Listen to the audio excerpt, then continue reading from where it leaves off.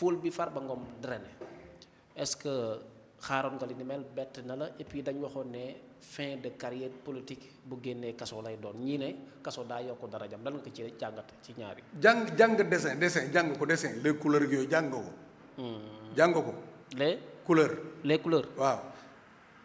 ah am na lu ma ci gëstu non waxuma ay mélange comment mélanger deux couleurs pour avoir une couleur que vous manquez. waaw non waxuma je te parle de cercle chlorhydrique. je parle de cercle chlorhydrique. loolu maa ngi koy door a dégg. yaa ngi koy door a dégg. waaw c'est un dessin. le cercle chlorhydrique day am toujours ay lectures yu ci nekk. couleur bi boo ko jëlee fii lii la lay andi couleur boo ko jëlee léegi après loolu la ñuy woowee la translation. waaw. entre Ousmane Sonko ak Farba Ngom translation la. boo koy firi mooy lan. Ousmane Sonko bi ko dëkkam di supporter bi ko Casamance di supporter. ni mu tolloon moom la jël jox ko Farba Ngom moom il était constitué comme prisonnier comme un danger moom mu ñëw def Farba Ngom constitué comme un danger Farba Ngom mujj retourné ñëw jël place am ci côté population xoolal rek il faut regarder les choses jarul dem di suri fii di xool fee di xool leneen déedéet. c'est une juste évaluation. boo xam ne boo xoolee Ousmane Sonko. dans les législatives dafa menacé Farba publiquement di nga tal leneen ba mu des politique. bi mooy sa dernière campagne. Ousmane Sonko tamit bi muy nekk fii. am ak problème am Macky Sall. il avait la même position que Farba Ngom bi Sonko am ak moom. donc tey Farba gagné na. Farba a triomphé le combat. ok voilà. ancrage bi mu waxaat ne am na ko ci biir parti APR c'est-à-dire Benno Bokk Yaakaar mën nañu wax ne mën na doonaat seconde sens ci ëttum politique bi concernant au profit de Macky Sall ak ay ñoñam. Farba Ngom de naa la wax benn affaire. waaw soxlaatul kenn ku ko soxla yaa ko war a def jëli. il représente beaucoup de choses. Diomaye soxla woo ko. oh Farba Ngom il représente autre chose booy. Diomaye soxla xanaa gisoo Cheikh Bara Ndiaye daa tiit ñëw naan boo xanaa gisu leen ko mu libéré Farba Ngom Diomaye moo ko libéré xanaa xool leen ko daa bëgg ku bëri ay nit ku siiw nangam mais moom xanaa nekkul ci politique kan mooy politique di wut ay xar ak ay bëy. ay nit ngay wut ay nit ngay wut mais Farba Ngom ay nit a ko topp. nit yu am valeur nag parce que man xam naa alpulaar ku jar respecté la man non man villageois laa. je ne suis pas un citadin man villageois laa et fier d'être villageois te yaroon naa village xam naa village nu mu toll xam naa village ni muy doxee xam naa nan la ñuy joxantee cër village nan lay doxee xam naa ko te loolu boo ko bëggee retrouver waat il faut aller au Fouta la vraie vie de village yàlla bi muy wàccee àdduna doomu aadama yi te wàccewul leneen loo xamante ni tey jii moo leen administré boo demee Fouta moom nga fay fekk la vie de sa façon riche nit ak moroomu nitam est-ce que di ngay seetlu fii alpulaar ñuy xuloo xiiroo ngaayoo moom ci àdduna dañoo graaw ils sont unis macha allah. dañoo booloo. mun nañu xaar éventuelle collaboration Farba Ngom Diomaye président parce que chroniqueurs yi bari wala ñenn ñiy analyser politique nee nañ am na lu jot a xew seen diggante. benn photo bu Diomaye am ak Macky Sall. upp na làmb politique bi upp na ko une nouvelle démarche une nouvelle évaluation de politique une nouvelle vision les déchaînements l'ouverture des cadenas les vents qui soufflent la bonne air arrive le vent les plages remplies de jeunes bonne couleur loolu mooy réew mi commencé waat na dox benn photo bu Diomaye am ak Macky Sall. loolu kañ la. dama ne loolu boo ko xaaree mu ñëw. boo ko xaaree. mu ñëw mu egsi. tontu na politique gu Sénégal yépp na ñépp toute l'opposition woon nañ ginnaaw le PASTEF. ah ben waay. te mën naa ne.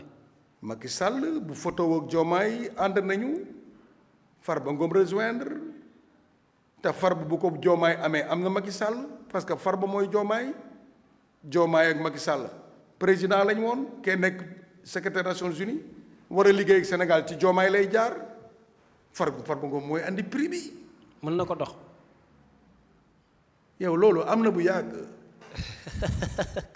jërëjëf ok dañu ñëw ci beneen aspect sécuritaire muy DGID gis nga la fa xewoon xew daaf xew Sénégal numérique xew maanaam compagnie pétrolier bu Sénégal ba gis nga ñi nga xam ne ñoo daal di woon xagee wala sax daal di woon def cyber attaque ci secteur yooyu di demander première part bi ñu ne la nañ fay 250 millions de dollars ëpp na sax beneen bi 7 millions de dollars di koy laajte ci diwaanu compagnie pétrolière mais bi le pas trésor dañ ko daal di attaqué mbir mi nag dañ ne 70% des données daal di nañ koy atteindre beneen bi communiqué bi ñu génnee wax nañ ne exactement mbir mi li mu doon mënuñ ko wax ay dérapage la ñu wax et puis waxaguñu kañ la ñuy reprendre ci secteur yooyu nga xam ne dérapage am na ci Sénégal fi mu toll nii da ngeen annoncé woon ne New Deal technologie est-ce que duñ ko teg ci suuf ba lijjantee cyber attaques yi am. cyber attaque yàgg naa am. yàgg na am. mais forme bi mu amee man pour man ba tey Diomaye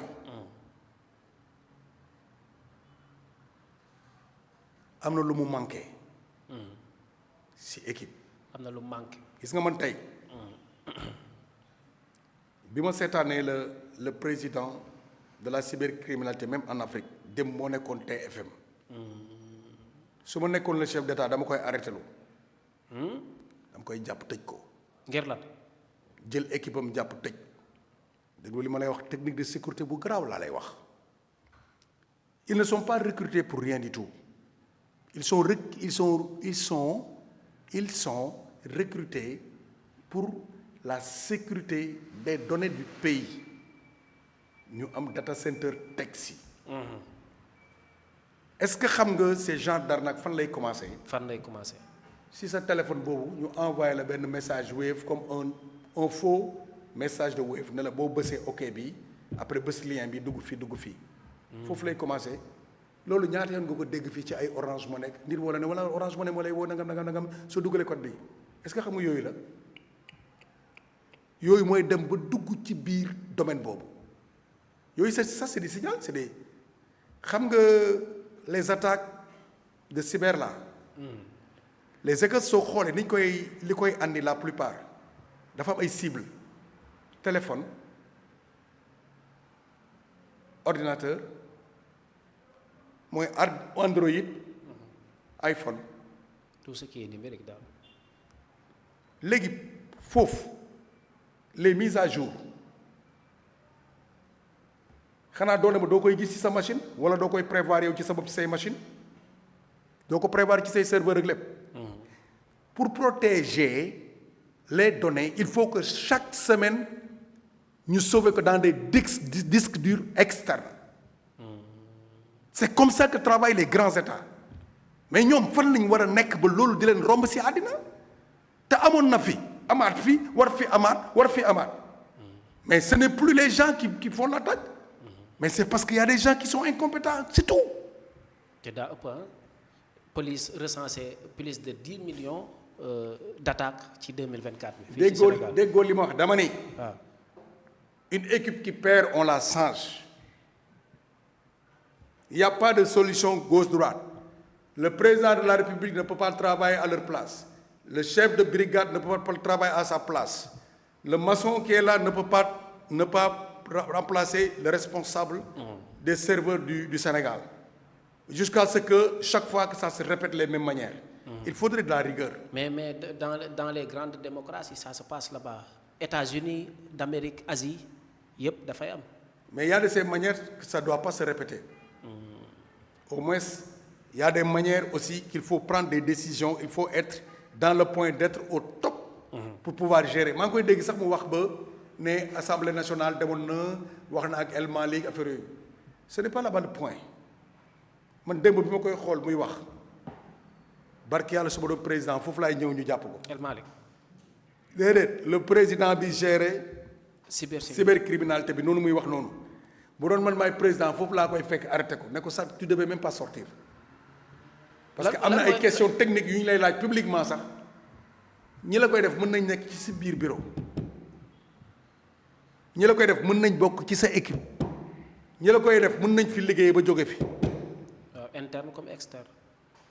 Donc il faudrait prendre des mesures de sécurité. ok jërëjëf am na solo ñu jeexalee ko beneen actualité politique jëm ci li nga xam